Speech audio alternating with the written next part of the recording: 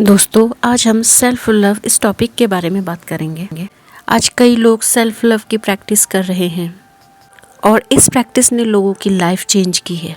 Self love एक ऐसी ऊर्जा है जिसमें आप खुद से ही प्यार नहीं करते बल्कि आप अपने जीवन से प्यार करने लगते हैं। आप जो भी काम करते हैं उसे उत्साह के साथ करते हैं, खुशी के साथ करते हैं।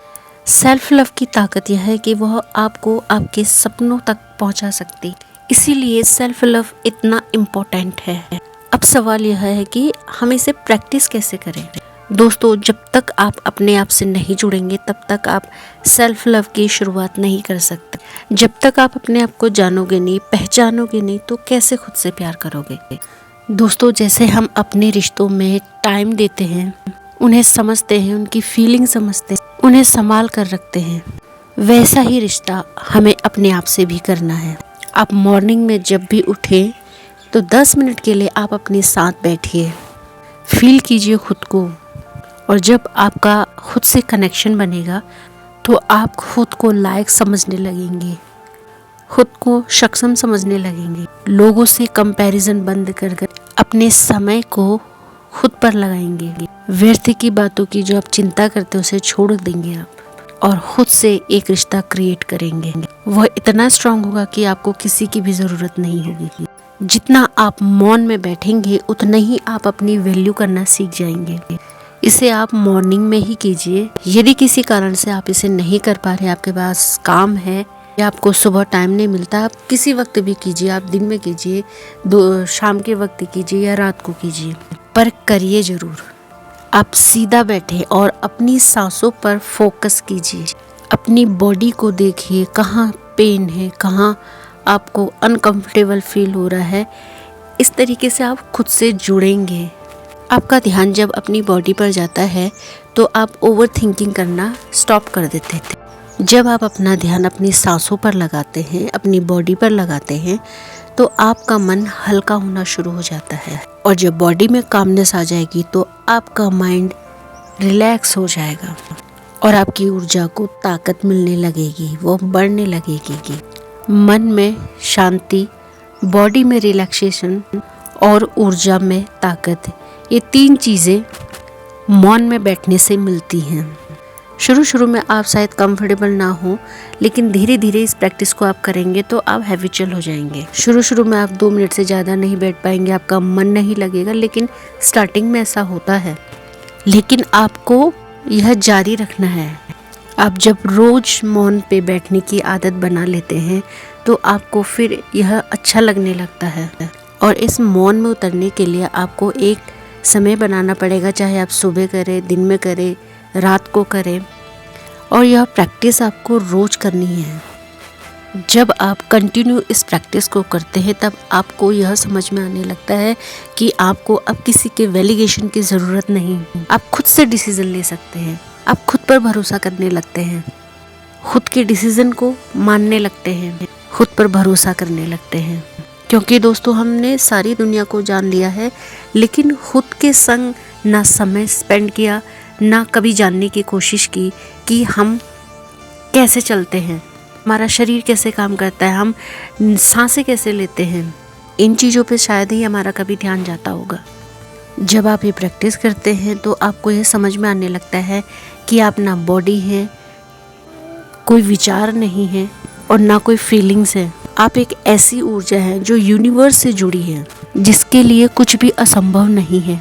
सेल्फ लव की जर्नी सेल्फ अवेयरनेस से शुरू होती है। आप खुद को जानने लगते हैं, खुद से जुड़ने लगते हैं। दोस्तों, अक्सर हम लोगों के वैलिडेशन पे जीवित रहते हैं।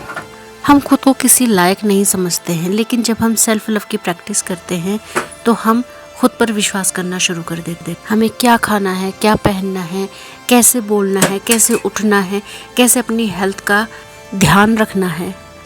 क्या आप वह सारी चीज़ें जो दूसरों के लिए करते हैं खुद के लिए भी करते हैं? शायद नहीं। जो ओवर गिविंग नेचर वाले लोग होते हैं वह सारी दुनिया के लिए सब कुछ करते हैं, लेकिन खुद के लिए वह कुछ भी नहीं करते। उन्हें अपने लिए अगर खाना भी बनाना होगा ना तो वो उसके लिए भी आलस करते हैं।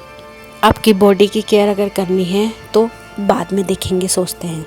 और इनकी सबसे एक बुरी आदत होती है कि ये सबके लिए अवेलेबल रहते हैं। जिस कारण ये खुद से सेल्फ लव कर ही नहीं सकते, क्योंकि इन्हें सबके नज़रों में अच्छा बनना है।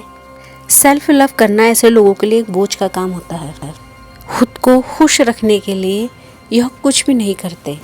सेल्फ केयर के बिना सेल्फ लव कभी नहीं बढ़ सकता। दोस्तों, आपका खाना, आपके कपड़े की हॉबीज़, जो भी आपको अच्छा लगता है, क्या वो आप अपने लिए करते हैं या खुद से बोलते हैं बाद में देखेंगे? जब आप अपने आप को वैल्यू देना शुरू करते हैं, अपने आप को मानना शुरू करते हैं।